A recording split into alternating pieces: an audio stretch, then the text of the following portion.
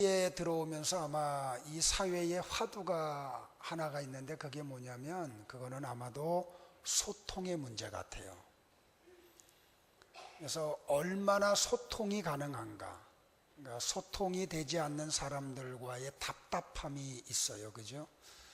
그래서 좀 죄송한 얘기인데 이 이명박 전 대통령 때에 많은 젊은이들이 싫어했어요. 그래서 왜 싫어하냐고 물어보면 이유가 없어요.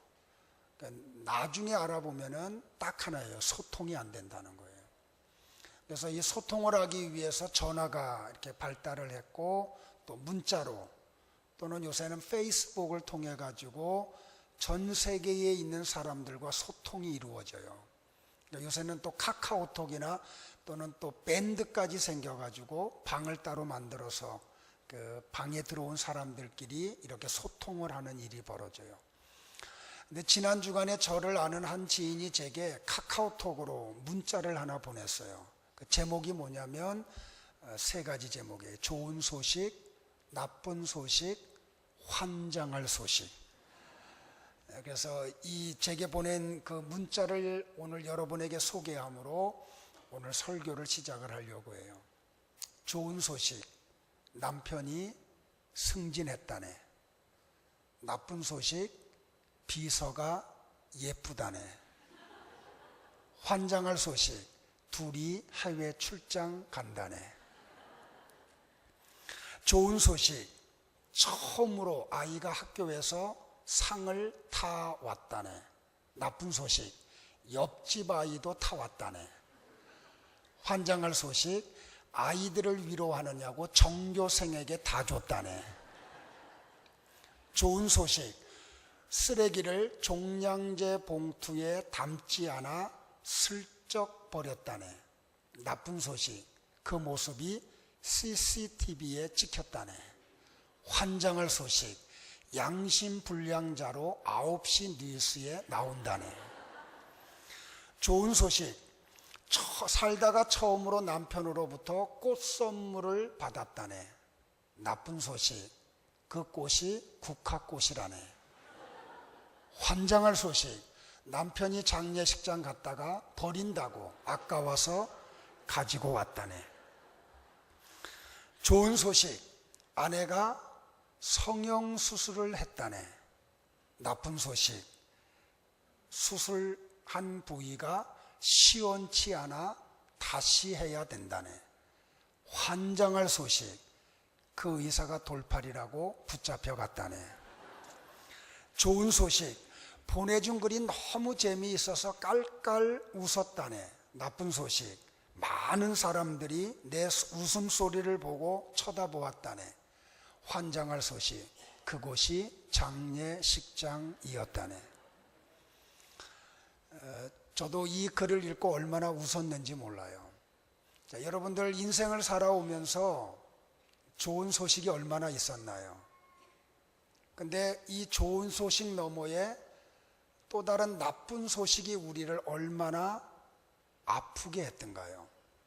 근데 그 다음에 또 환장할 소식이 들려가지고 그냥 막 머리가 도른 적은 있지 않은지요.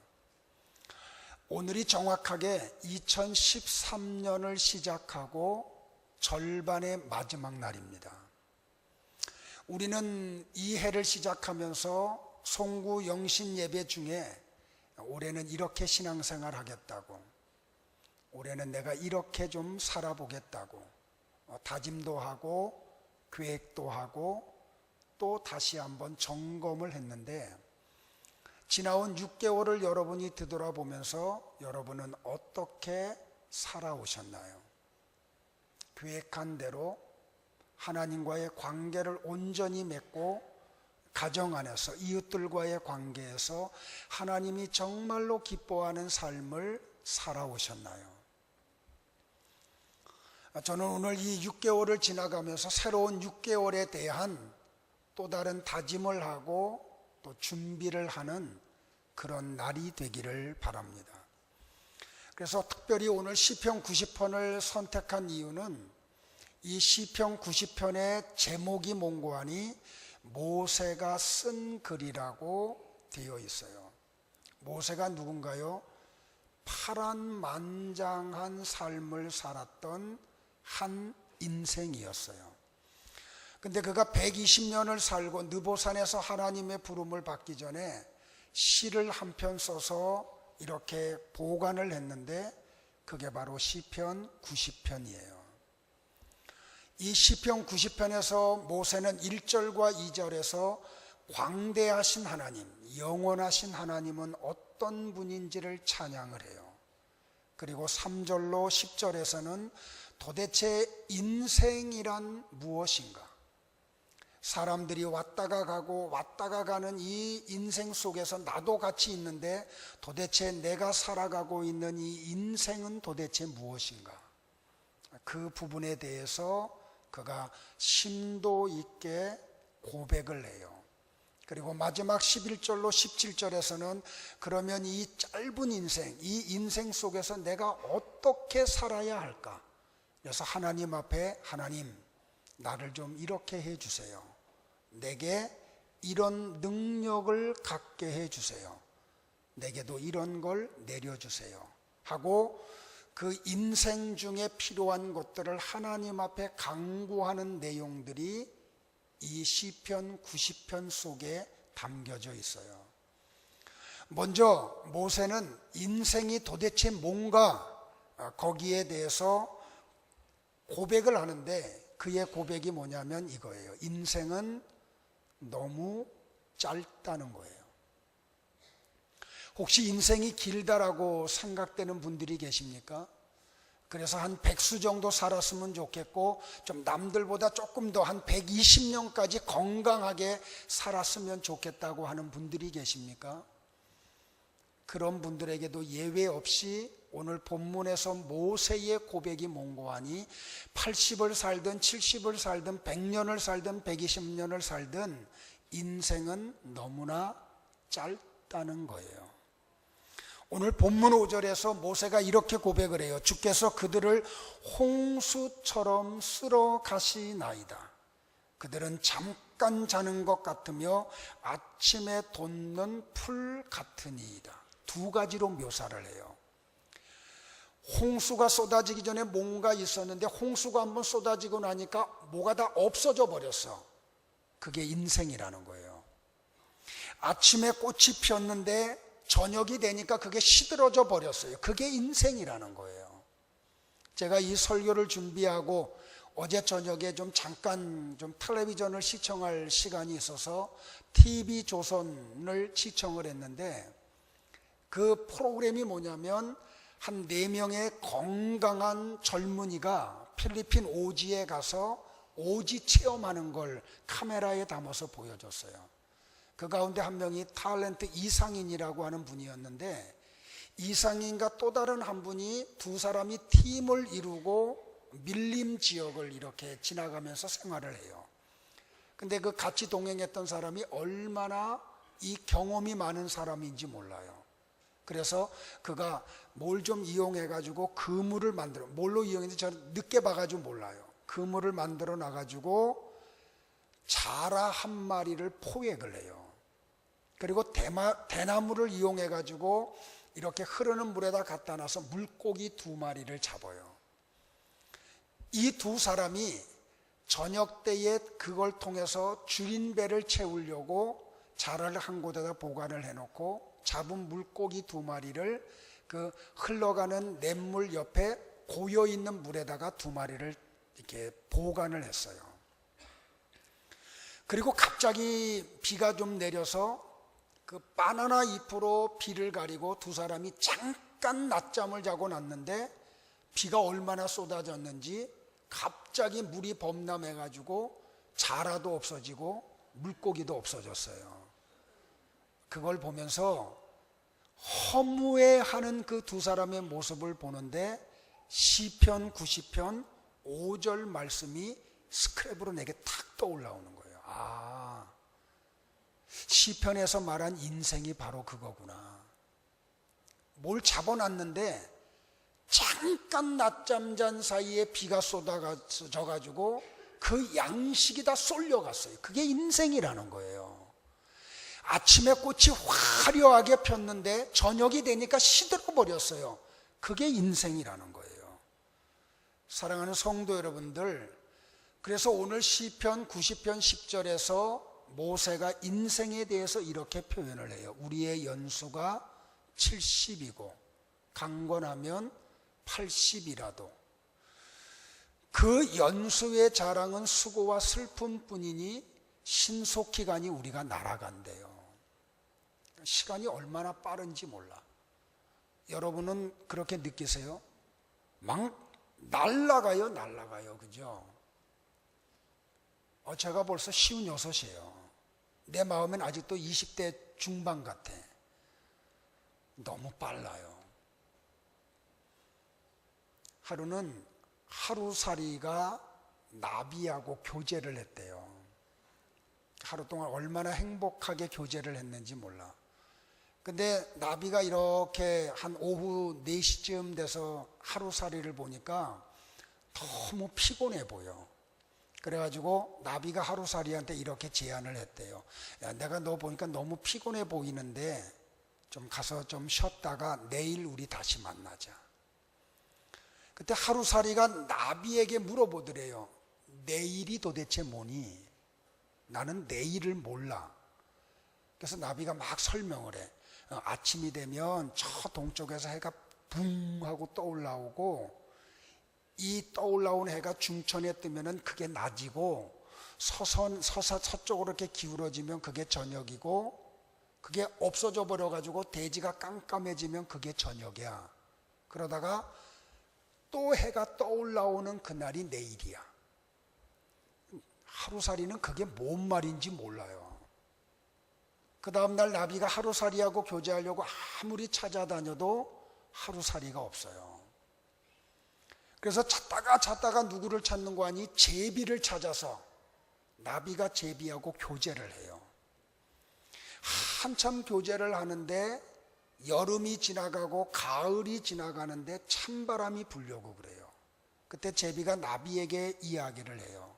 내가 저 강남으로 갔다 와야 되는데 우리 이제 그만 헤어지고 내년에 우리 다시 만나서 같이 교제하자. 나비는 내년이 뭔지를 몰라요. 그래서 물어봐요. 제비에게 내년이 뭐니? 제비가 답변하기를 봄, 여름, 가을, 겨울이라는 4계절이 있는데 겨울이 지나고 나면 다시 봄이 와. 그게 내년이야. 그렇게 이야기하고 강남으로 갔다가 다시 봄이 돼서 와보니까 그 나비를 찾아도 찾을 수가 없어요. 이 이야기가 우리에게 시사하는 게 뭐예요, 여러분들? 우리는 그 제비한테 또 이야기할 거예요. 야, 30년 후가 있어. 그러면은 제비가 우리한테 물어볼지 몰라요. 30년 후가 뭐예요? 네가 강남에 30번 갔다 온 다음이 30년이야. 그 아이가 몰라요, 제비가요. 이게 우리에게 주는 시사하는 게 뭐냐면 언젠가 인생의 끝이 있다는 거예요. 그리고 그거는 너무 짧다는 거예요. 하루살이의 그 하루가 얼마나 그 스스로는 길다고 생각할까요? 근데 나비가 볼 때는 너무 짧아. 1년이라고 하는 시간이 나비가 볼 때 얼마나 길까요? 근데 제비가 볼 때는 너무 짧아요. 마찬가지로 우리가 생각하는 80년이라고 하는 인생이 우리가 생각할 때 길어 보이지만 하나님 편에서 볼 때는 1초도 안 되는 시간이라는 거예요. 너무 짧아요. 사랑하는 성도 여러분들, 모세가 이걸 발견해. 인생 참 짧다. 그러면 이 짧은 인생을 어떻게 살아가야 될까? 우리가 살면서 어떻게 살아가야 내 생의 마지막 종착역에서 정말로 웃으면서 내가 바르게 살았다고, 내가 정말 의미 있게 살았다고, 하나님이 내게 주신 생을 낭비하지 아니하고 정말로 하나님의 뜻에 맞춰서 살았다고 그렇게 고백하며 이 땅을 떠날 수 있을까요? 모세에게 이 고민이 있는 거예요. 나와 여러분에게 이 고민이 있듯이 말입니다. 이 고민 속에서 모세가 하나님 앞에 세 가지의 기도 제목을 가지고 하나님 앞에 기도를 드려요. 나와 여러분의 기도 제목이 되기를 바라요. 첫 번째가 문구안이 12절이에요. 같이 한번 볼까요? 12절이요. 같이 봅니다. 시작. 우리에게 우리날 계수함을 가르치사 지혜로운 마음을 얻게 하소서. 무슨 말이에요? 하나님, 내게 지혜 달라는 거예요. 무슨 지혜요? 내 생이 어느 정도 남아 있는지, 그리고 그 남아 있는 세월 속에서 내가 어떻게 살아야 하는지 막 살지 않도록, 그냥 하루하루 아무 생각 없이 살지 않도록 내게 지혜를 달라고 그가 기도를 해요. 사랑하는 성도 여러분들, 할라 사람들은 시간에 대한 단어가 두 가지가 있어요. 하나는 카이로스라고 하는 단어가 있고 또 다른 하나는 크로노스라고 하는 단어가 있어요. 크로노스는 뭐냐면 그냥 시간이야. 과거가 있고 현재가 있고 미래가 있고. 그런데 여기 카이로스라고 하는 단어는 어떤 뜻을 가지고 있냐면 어떤 의미 있는 사건이 일어나는 시간이에요. 창세기와 성경을 여러분이 보면 성경에 위대한 인물들이 나올 때 예를 들면 아브라함의 예를 들을게요. 아브라함이 하나님의 부름을 받고 하나님이 지시한 땅으로 가요. 근데 가는 도중에 하란 땅에 머물러서 한 10여 년의 세월을 보내요. 그런데 하란 땅에서 아브라함이 무엇을 했는지 어떤 사건이 있었는지 성경이 침묵을 해요. 이게 무슨 뜻인고 하니 아브라함의 인생에 있어서 하란 땅의 10여 년의 세월은 그냥 크로노스였다는 거예요. 그냥 시간이에요. 그런데 그의 삶의 현장에서 여러 가지 사건들이 있어요. 애굽의 사건이 있고 그리고 가나안 땅에서의 사건이 있고 또 이삭과의 관계에서의 사건들이 있어요. 그것들은 성경이 언급을 해요. 그게 뭐예요? 그게 카이로스라는 거예요.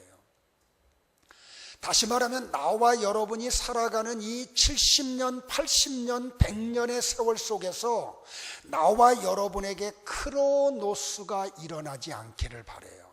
그냥 시간이야. 근데 하나님과의 관계에서 아무런 사건도 없고 의미도 없고 하나님의 뜻을 성취해가는 뜻이 하나도 없어요. 그냥 잃어버리는 시간이에요.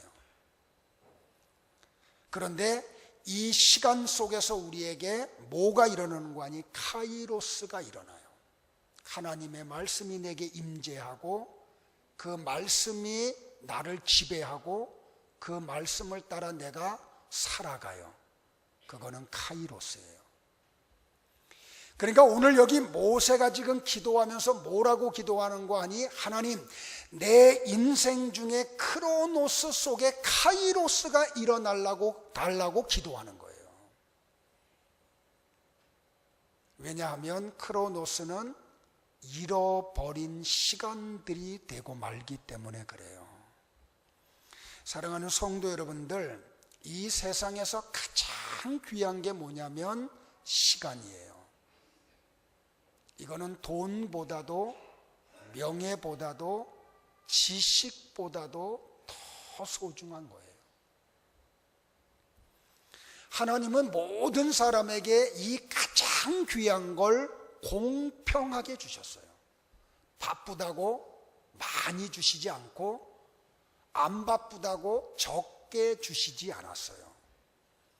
중요한 일을 하는 사람이라고 그 사람에게 많은 시간을 주고 중요하지 않은 사람이라고 시간을 적게 주지 않으셨어요. 공평하게 주셨어요. 그리고 그 시간은 쓰든 쓰지 않든 우리에게서 사라져가요.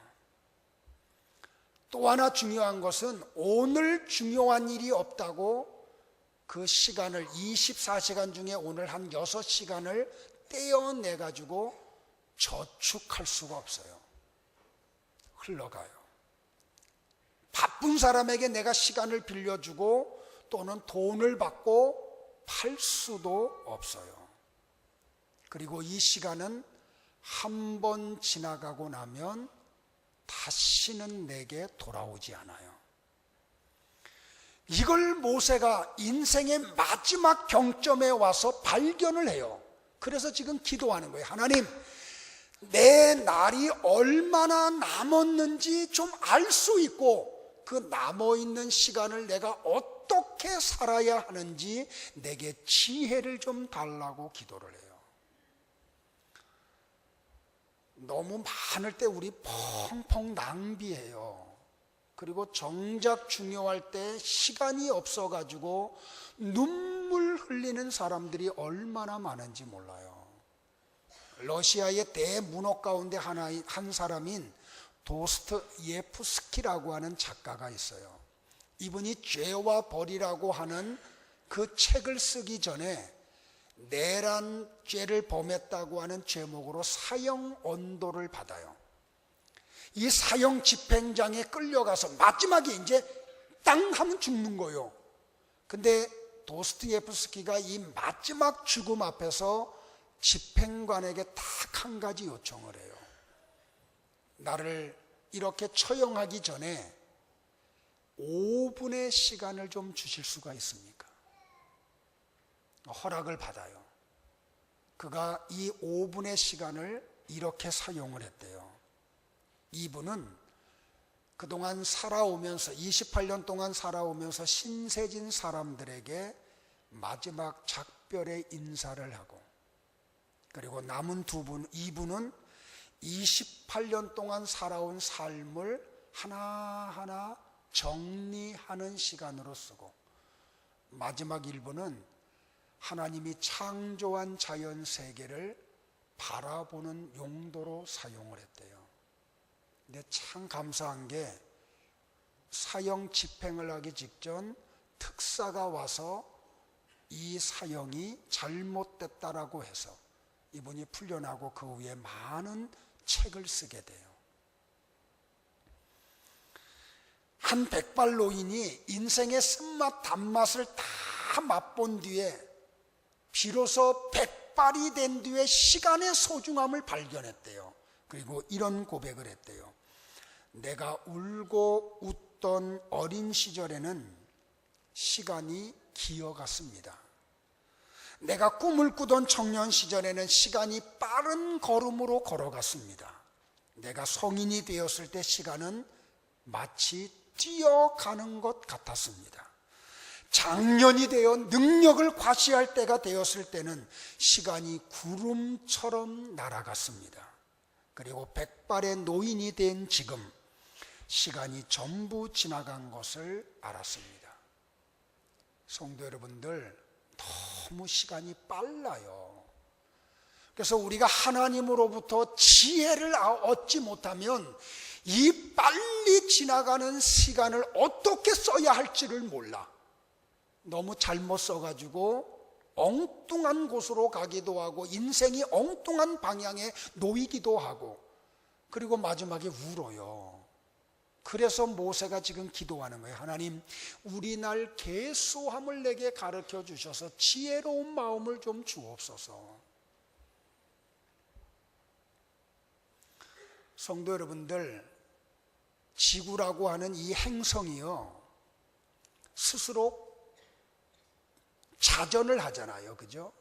자기 혼자 돌아. 요 한 바퀴 돌면 한 달이 가는 거예요. 근데 이 지구가 자전을 하면서 어떻게 해요? 태양을 또 한 바퀴 돌아요. 그래서 태양을 한 바퀴 돌고 나면 그게 1년이에요. 그러니까 태양을 한 바퀴 돌면서 어떻게 해요? 12번 돌아요. 12번 돌면서 태양을 한 바퀴 돌아. 근데 여러분들, 이 지구가 태양을 돌 때의 그 속도가 어느 정도 되는지 아세요? 시속 10만 8천 킬로미터로 지구를 돈대, 태양을 돈대요, 지구가. 그러니까 1초에 얼마나 가냐면 30km를 가요. 1초에. 그러니까 이 지구가 자전을 하면서 그 속도로 1초에 30km로 달려가면서 태양을 한 바퀴 돌면 1년이에요. 이게 60번 돌면 그 사람 지금 60살 된 거, 오늘 한갑하는 거 이번에요. 이게 70번 돌고 건강한 사람들은 80번 돌면 예외 없이 누구든지 지구를 다 떠나야 돼요. 그게 인생이에요. 너무 빨라. 지구가 도는 속도도 빠를 뿐만 아니라 그 빠르니까 우리의 세월도 빨라요. 이 빠른 세월을 우리가 어떻게 사용했느냐에 따라서 마지막 날 하나님 앞에서 우리는 준엄한 심판을 받아야 돼요. 그러니까 모세가 이걸 알아. 그러니까 지금 기도하는 거예요. 인생이 너무 짧은데 그러면 이 짧은 인생을 어떻게 살아갈까? 하나님, 내게 지혜를 좀 주세요. 그래서 하나님의 창조의 목적대로 내 삶을 살도록 도와달라고 기도해요. 나와 여러분의 기도가 되기를 바랍니다. 두 번째로 모세의 기도가 뭔고 하니, 두 번째 모세의 기도는 이 기도예요. 14절이에요. 다 같이 14절을 합독을 하겠습니다. 같이 봅니다. 시작. 아침에 주의 인자하심이 우리를 만족하게 하사 우리를 일생 동안 즐겁고 기쁘게 하소서. 성도 여러분들, 좀 심각하게 인생을 사시는 분들 계시면 좀 그 삶에서 좀 즐거운 삶으로 좀 바뀌어지기를 바라요. 그냥 날마다 우는 삶을 사는 분들이 계시면 좀 그 삶에서 웃음의 삶으로 바뀌어지기를 바라요. 왜냐하면 하나님이 우리에게 주신 삶은 즐겁고 기쁘게 살라는 거예요. 날마다 그냥 내천자 그리고 인상 쓰고 그냥 막 험악한 말하고 그냥 눈물 질질 짜면서 항상 괴로워하고 고통 속에서 살아가는 게 하나님이 우리에게 창조한 인생이 아니에요. 하나님이 우리에게 준 거는 즐기라는 거예요. 기뻐하라는 거예요. 하루가 얼마나 기쁜데요. 이 기쁨과 즐거움을 누릴 수 있기를 바라요. 근데 보세요. 나와 여러분이 하루의 삶에서 정말로 기쁘게 즐겁게 살기 위해서 전제 조건이 하나가 있어요. 모세가 그걸 알아요. 그 기도를 하는 거예요. 뭐라고요? 하나님, 아침마다 주의 인자하심으로 우리를 만족하게 하옵소서. 여기 인자라고 하는 할라어 단어가 뭐냐면 히브리어가 헤세드예요. 헤세드라는 말은 뭐냐면 사랑이라는 뜻이 있어요. 자비라는 뜻이 있고 인자함이라는 뜻이 있어요. 그러니까 모세가 아침마다 무슨 기도를 하는 거니? 하나님, 아침마다 내게 헤세드의 은혜를 주옵소서. 사랑을, 자비하심을, 인자하심을 내게 달라는 기도예요. 그러니까 어떡하라고요? 만족하게 해달라. 이 만족하게 해달라는 히브리어 단어가 뭐냐면 채워달라는 말이에요. 그러니까 아침마다 모세의 기도가 뭐냐면 하나님, 오늘 하루 내가 내 인생이 기쁘고 즐겁기 위해서 전제 조건이 있습니다. 하나님의 헤세드가 내게 채워져야 됩니다. 아침마다 이 기도했다는 거예요. 오늘 사랑하는 성도 여러분들에게 이 은혜가 있기를 바라요. 요새 사람들이요 이런 말을 해. 만족하지 못한다 그러잖아요. 나는 만족함이 없어. 이게 뭔지 알아요? 채워지지 않는다는 거예요. 남편으로부터 사랑이 채워지지 않을 때 만족함이 없어서 막 돌아다니는 거예요.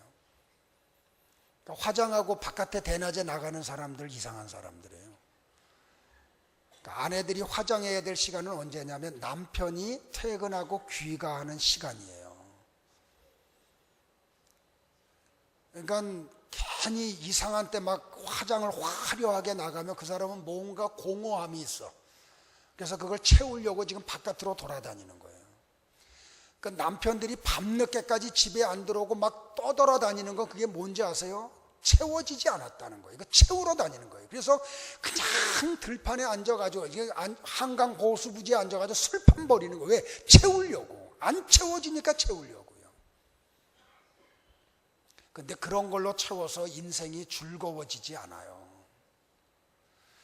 사람들은 이 공허함을 뭘로 채우려고 하면은 물질로 채우려고 그래요.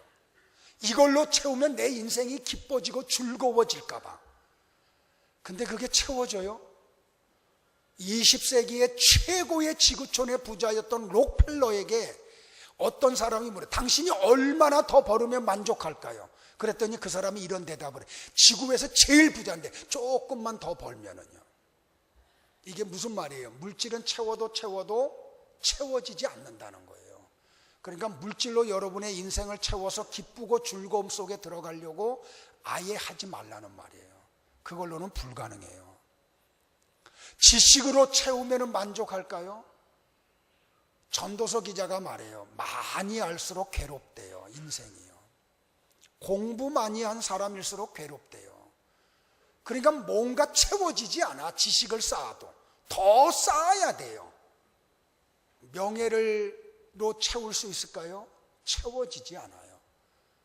그러니까 물질을 막 쌓아놓고 있으면서도 기쁨이 없어, 즐거움이 없어요. 지식을 그냥 산더미와 같이 싸고도 기쁨과 즐거움이 없어요. 명예를 가지고 있음에도 불구하고, 권력을 가지고 있음에도 불구하고 기쁨과 즐거움이 없어요. 성도 여러분들 잊지 마세요. 나와 여러분의 인생이 기쁘고 즐거우려면 딱 한 방법밖에는 없어요. 매일매일의 우리의 삶의 현장에 하나님의 헤세드의 은혜가 채워질 때, 그때요 기쁨이 솟아나고 즐거움 속에서 살아가요. 소유의 넉넉함 때문에 기쁜 게 아니에요. 무슨 환경이 아름다워졌기 때문이 아니에요. 오늘 한날 하나님의 사랑이 내게 충만해지면 그 사람 보세요. 너무 기쁘고 즐거워요. 제가 성경 타자 통독을 올해 들어간 지 지금 2번째 하고 있는데요. 지금 마태복음을 하고 있어요. 근데 오늘 새벽에 일어나서 아침에 교회 오기 전에 컴퓨터를 켜놓고 또 타자 통독을 했어요. 마태복음을요. 근데 통독하는 가운데 어떤 장면이 났냐면 변화산상에 예수님이 베드로와 야고보와 요한을 데리고 올라간 장면을 제가 오늘 통독을 했어요.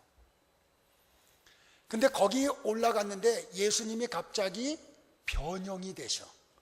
이걸 어떤 성경학자는 뭐라고 말했냐면 인성은 작아지고 하나님의 신성이 지배한 시간이었다는 거예요. 그렇게 되고 나니까 베드로와 야고보와 요한이 깜짝 놀라는 거예요. 거기에 엘리야와 모세가 와가지고 같이 성자 예수님의 변형된 모습과 교제하는 모습을 보는데 그야말로 황홀경 속에 들어간 거예요. 이 변화산상에 베드로와 야고보와 요한에게 뭐 돈이 주어지고 명예가 주어지고 지식이 쌓여진 게 아니잖아요. 그랬더니 그들의 얼굴이, 제가 그 얼굴 표현은 나오지 않았는데 그들의 예수님에게 제안하는 내용을 보니까 인생 중에 가장 기쁘고 즐거운 시간을 그들이 갖더라고요. 내려가기 싫다는 거예요. 여기다가 초막새 지어놓고 여기서 머물자는 거예요. 왜? 너무 기쁘고 즐거우니까. 사랑하는 성도 여러분들, 짧은 인생 기쁘고 즐겁게 사시기를 주의 이름으로 축원해요. 그러기 위해서는 어떻게 해야 돼요?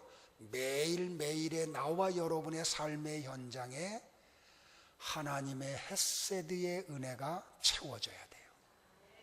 다른 것으로 채워지면 안 돼요. 하나님의 그 사랑이, 자비가, 그 하나님의 긍휼하심이, 인자하심이 우리에게 채워져야 돼요. 마지막 3번째 모세의 기도가 뭐냐면 이 짧은 인생을 살아가는데 하나님, 16절에서 17절이에요. 2절을 같이 볼까요? 다시 한번 다 같이 고개 드시고요. 고백하겠습니다. 시작. 주께서 행하신 일을 주의 종들에게 나타내시며 주의 영광을 그들의 자손에게 나타내소서. 주 우리 하나님의 은총을 우리에게 내리게 하사 우리의 손이 행한 일을 우리에게 경고하게 하소서. 우리의 손이 행한 일을 경고하게 하소서. 3번째 기도가 뭔지 아니면요, 이거예요. 주의 은총을 내게 내려주세요. 이 은총이라고 하는 단어의 뜻이 뭐냐면 이런 뜻이에요. 높은 사람이, 지위가 높은 사람이 아주 낮고 천한 사람, 다시 말하면 감히 한 자리에 앉을 수도 없고 같은 공간에 있을 수도 없는 신분의 차이예요. 그런데 이 높은 사람이 낮은 사람을 향해서 배려를 하고 호의를 베풀어줘요. 그게 은총이에요. 그러니까 이 모세가 하나님을 알아가면 알아갈수록 하나님이 너무너무 광대하신 분이에요. 이 하나님이 너무너무 위대하신 분이에요. 하나님을 멀리 있을 때는 하나님이나 나나 별 차이 없는 것 같았는데 살아가면서 120년의 세월을 살아가면서 하나님 앞에 가까이 가면 갈수록 하나님은 너무너무 광대하신 분, 그리고 나는 너무나도 초라하고 별 볼 일 없는 한 티끌과 같은 인생, 이걸 발견을 해요. 그러니까 감히 하나님의 이름을 부르는 게 이건 너무 황송한 일이에요.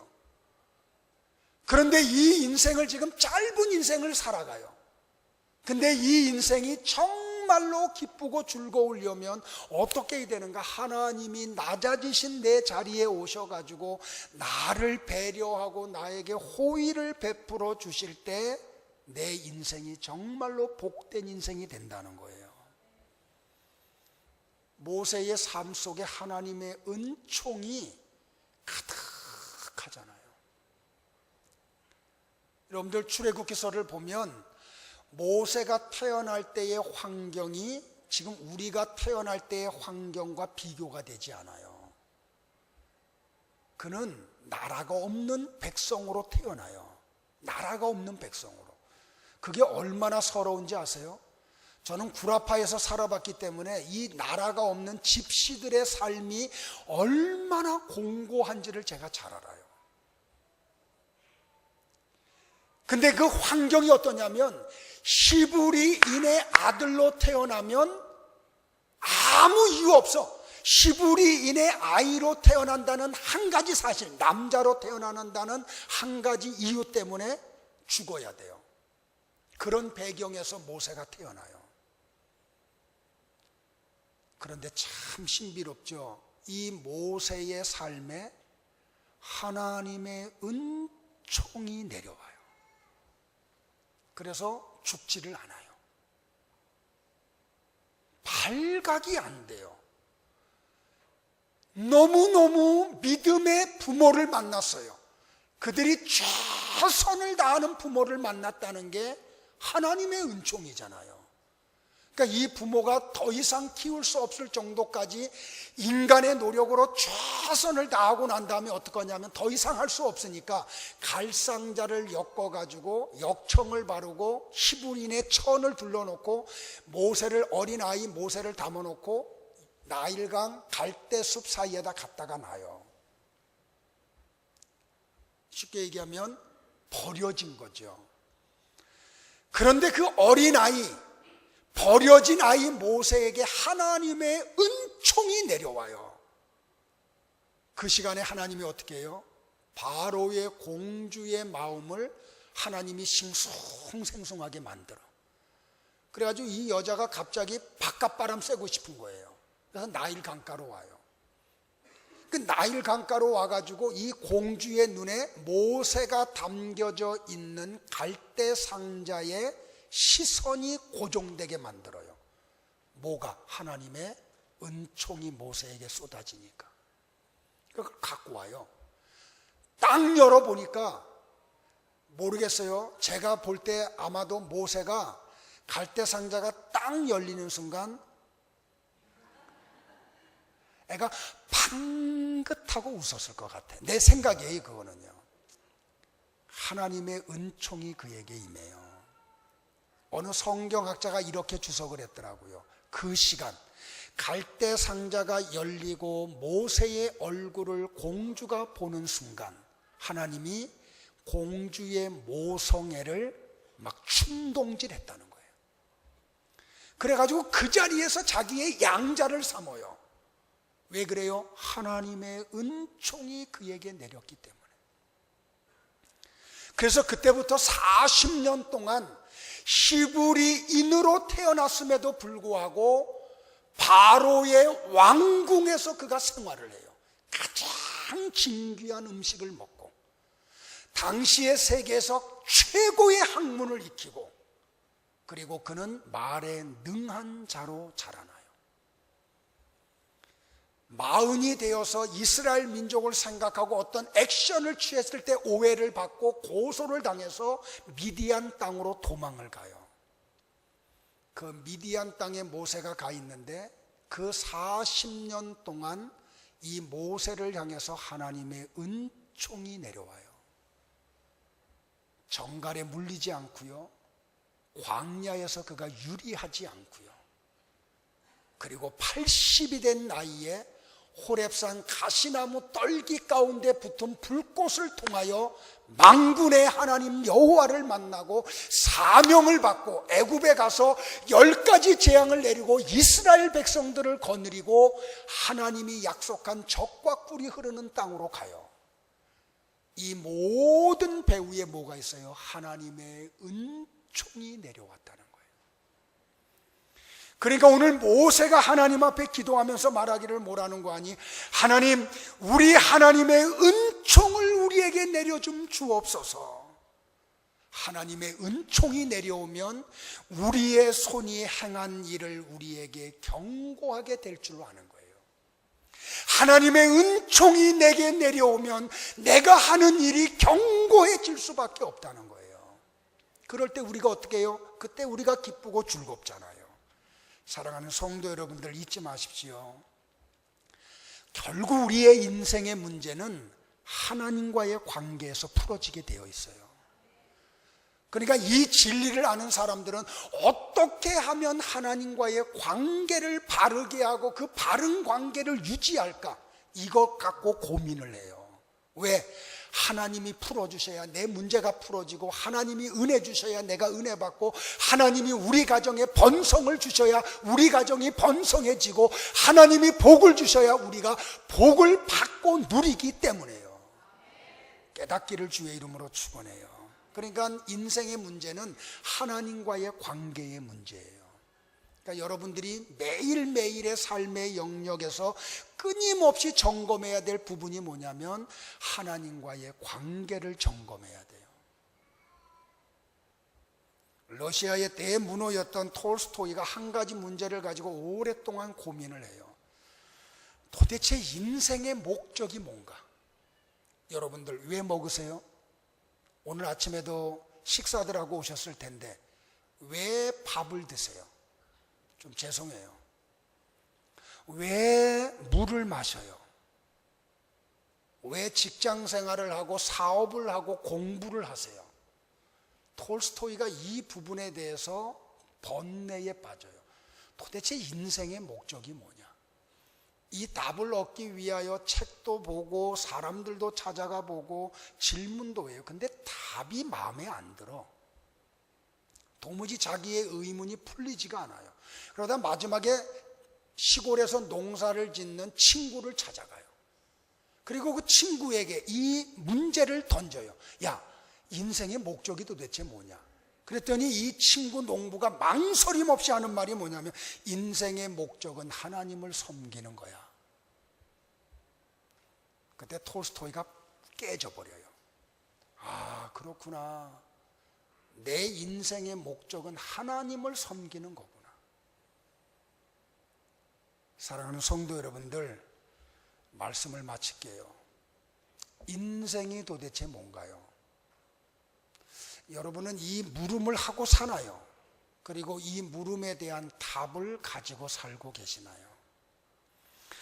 미국의 사회학자인 캠볼 박사라고 하는 분이 도대체 인생이 뭔가 이 부분을 좀 알기 위해서 90세 이상 된 500명의 노인들을 찾아가서 질문을 던졌대요.